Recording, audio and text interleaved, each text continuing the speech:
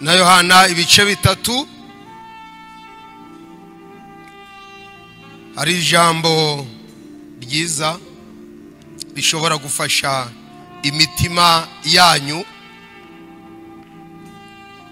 kandi Yesu ashobora gukora igitangaza n'abatafashwaga bagafashwa, kuko afite imbaraga nyinshi.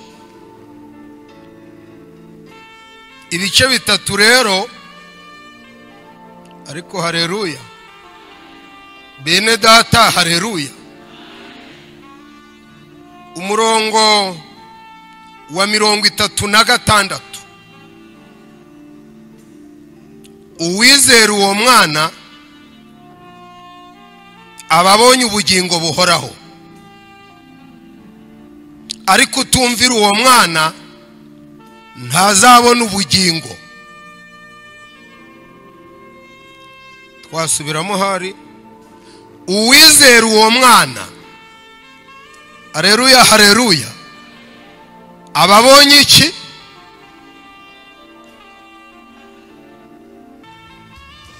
Kandi subiremo, uwizera uwo mwana ababonye ubugingo buhoraho, ariko utumvira uwo mwana nta bugingo azabona. Kankomeze muvuge ibice 9 umurongo wa 39. Yohana ibice 9 umurongo wa 39.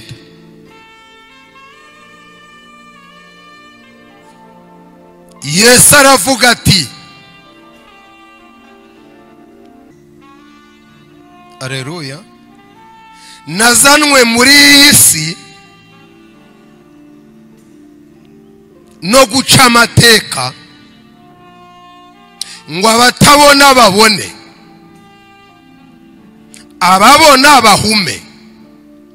Abafarisayo bamwe bari kumwe nawe bumvise ibyo, baramubaza bati, mbese natwe turi impumyi? Yesu arababwira iti, iyo muba impumyi nta cyaha muba mufite, ariko none ko muvuga yuko mureba, icyaha cyanyu gihoraho. Haleluya. Ninjya ndabaganiriza, muje mumpa akanya karuta kabandi ndakabasabye ko kuntega amatwi, kuko mba nturutse kure.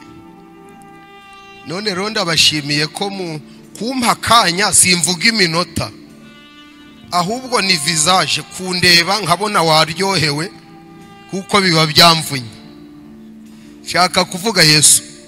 Ijambo riravuze ngo, Yesu aravuga ngo icyanzanye mu isi ni uguca iki? Amateka, ngo abantu bose batabona bagira ute? Babone. Ariko abibwira ko babona, ngo icyaha cyabo kigira ute? Gihoraho. Arababwira ngo iyo muba impumyi nta cyaha mwari mufite, nari kubahumura.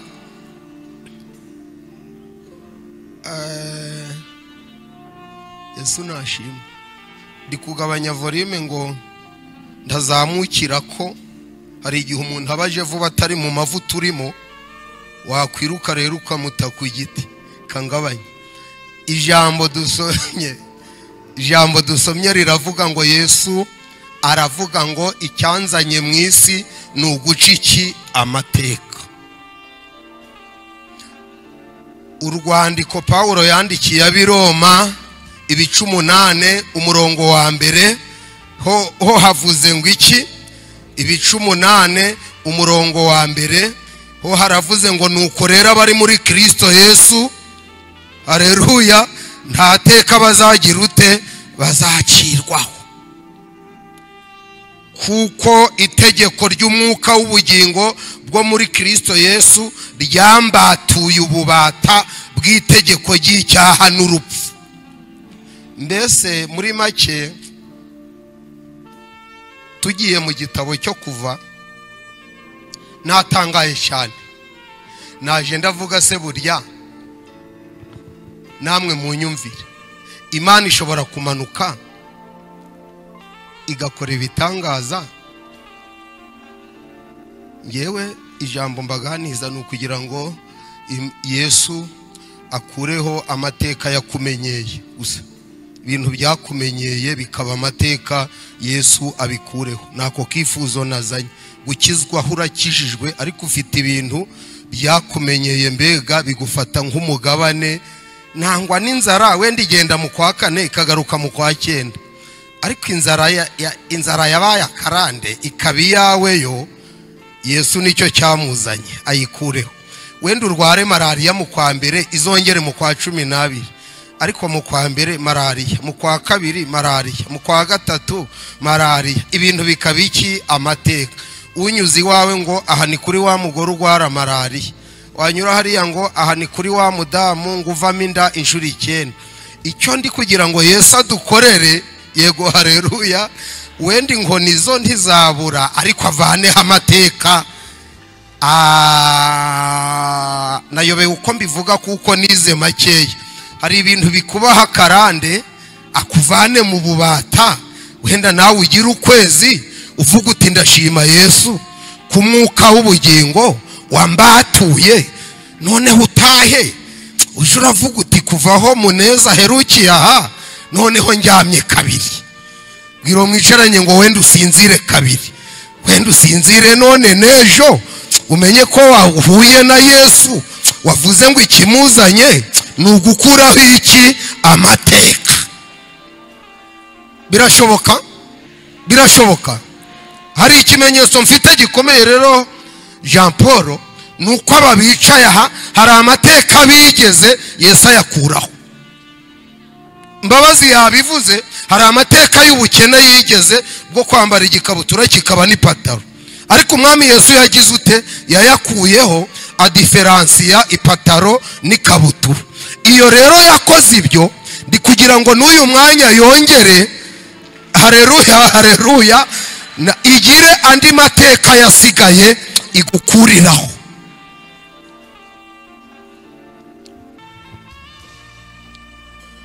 Haleluya. Ishobora kambaganize kano kantu, nge nabatumweho ko Yesu icyamuzanye ari ugukuraho amateka. Baramenyeye ngo iwanyu bapfa badahetse, iwanyu nta bukwe bubayo, iwanyu bagwara rubaga impande, ugiye gupfa arasara, babyara hungu gusa, ni yego yego, bapfa batikamiye nayimbwa, mbega ntibamenya irizera n'irizarumba. Ndi kugira ngo uwo Yesu uteraniye mu Gakinjiro uyu mwaka, uyu munsi agira amateka gucaho, noneho winjire muri 24 uri kuvuga ngo sinzibagirwa umunsi nakizwaga, ubwo Yesu yinjiraga muri nge agakuraho amateka. Mwibutse umuntu wari ufite amateka y'imyaka 38, umwaka 10 ku kidendezi, 12 ku kidendezi, 20 ku kidendezi, 30 ku kidendezi, 31 ku kidendezi, bakira ahasigara, bakira ahasigara. Biro mwicaranye ngo kandi ntiyasibaga aho bakirira, ntiyasibaga aho bakirira. Uyu mwanya Imana imfashe itwemerere tuyigireho umugisha, isha amateka umaranye imyaka 38. Birashoboka ngo muvuge ngo amen. Haleluya. Arabishoboye, arabishoboye. Nazanywe no guca amateka ngo abatabona bagira ute babona, abatumva bagira ute bumva, abadaheka bagira ute baheka, abadakizwa bagira ute bakiza, abadakomeye bagira ute bakome. Nibyo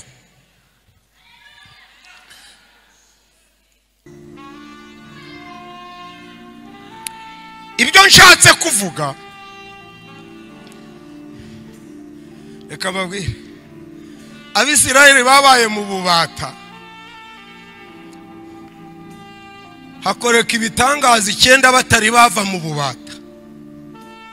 Hari habura kimwe kibakura mu bubata. Ibitangaza 9 byarakoretse, ariko batari bava he mu bubata. birashoboka ko waba warakorewe ibitangaza byinshi, ariko icyo nifuje uyu munsi ni ikigukura he ububata.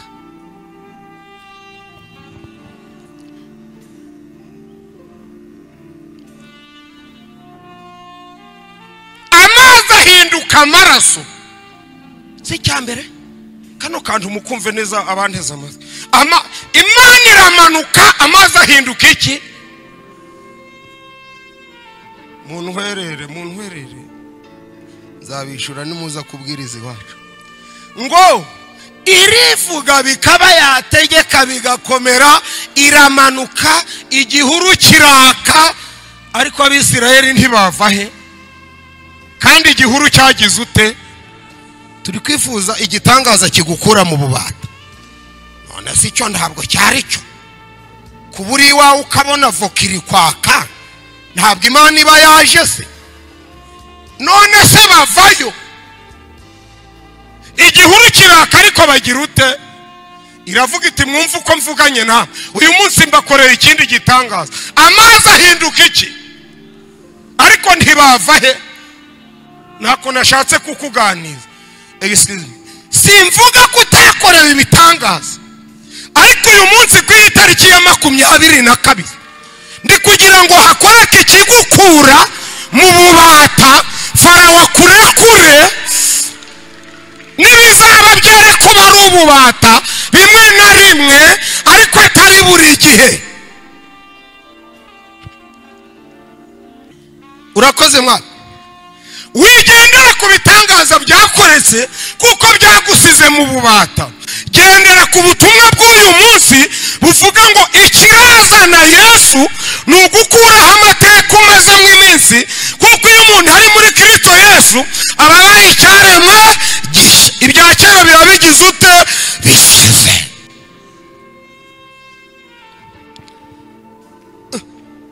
Ko basubira gusenga, basubiye gusenga ngo igihugu cyuzura ibikeri.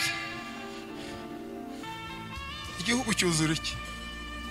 Cyo gitangaza ni gito. Kuviri Rwamagana ari ibikeri hano. Imana idufashe Pierre ko mbona utabyumva. Ibikeri bikambukanya Nyabihu, bikarenga Burera, bikitera Nyabihu. Ntabwo ari igitangaza se? Ariko ntibava he? Muje muratunga agatoki hano. Ntibava he? Na Farawo ntiyagira ute? Bari bategereje ko uvuga bikaba. Ndakibabwira, abafite inka muterane murebye iriya utumva ungabiye, kuko nagutumweho ngo Imana irambiwe ububata, irambiwe ibyakugize imbata, irambiwe ko amazi ahinduka amaraso ukanaguma mu Egiputa, ibikeri bikuzura igihugu ukanaguma he mu Egiputa, ibihuru bikaka ariko ukanaguma he mu Egiputa. Kandi icyazanye Yesu ni ukudukura he mu bubata. Aze abari hejuru, aze.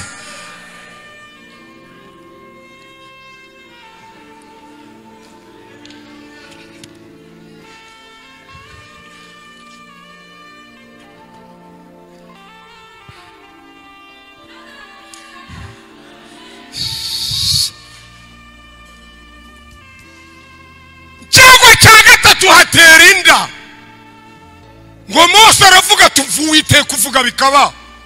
Arambwiye ngo ari kumwe natwe, ariko ari kumwe nabo he? Ntabavuye. Nukubugezaho niwe, ariko icyo ashaka gutandukanya ni ukugukurayo, ukamanura inanga ukavuga uti sinzibagirwa igihe ubwo mwe muretse gatoya. Nta abantu bake barimo barabyumva. Inda ziraza, amasuve ya Farawo, amasuve y'abadamu bo kwa Farawo, memure genero, et les autorités supérieures, abategetsi bakomeye bose bagwarinda. Ndabizi ko wasengeye hano kera, ntabwo ari igitangaza kumva nkubwiye ngumva kuko usuzuguye Imana yanje muragwarinda ngenere kuzigwara. Farawo akavuga ngo gabanya karindi uzigwariye mu karere nyoboye, ndazigwaye ariko nawe nguyoboye nzigwaye. Iki Imana ishaka gukora rero nuko utayoborwa n'abarwayinda, ahubwo ikamanuka ikanyuranya amaboko, kuko icyayizanye mushobora kuba mutabyumvishe neza, kandi ababyumvishe muvuge ngo biragatsindwa. Biragatsindwa kuvugana n'Imana noneho ugahabwa identite n'abarwayinda ngo bakishimagura gutya ati ko mwishimagura, bati turazirwaye. None mwe mutazirwaye mwagiye munari mu bubata, zashira inda zahava ngo mubumba amatafari 100. Nabuze uko mbibabwira, nabuze ikinyarwanda. Data yabantumyeho ngo ikimuzanye kuri uyu wa gatatu ni uguca amateka akumazeho iminsi. Nyamara bari muri Kristo Yesu nta teka bazagira ute, bazacirwa. Mwihangane muyikomere mu mashyi, ndumva ifite umugambi mwiza. Haleluya, haleluya, haleluya. Abo turi kumwe, haleluya. Rambura ukuboko kw'iburyo uvuge ngo Yesu azi aguceho amateka yakumenyeye. Hari amateka yamenyeye urugo rwawe, hari amateka yamenyeye abana bawe, hari amateka amenyeye ku mutware wawe, ariko Yesu naza arayakuraho. Abizeye ko yayakuraho bahaguruke batere haleluya. Rotakida bosi afika rema zarimetika ishara, arashoboye Yesu. Gere masi ave Rora siya kene madega. Asante Baba. Dekini masia. Arambiwe abaguciraho iteka, arambiwe abagucira karongo ngo ntuzarengaha, ngo uzagarukiraha, ngo iwanyu nuko biteye, ngo birakini masi yafika, ariko ivuga bikaba. Igeze hano mu Gakinjiro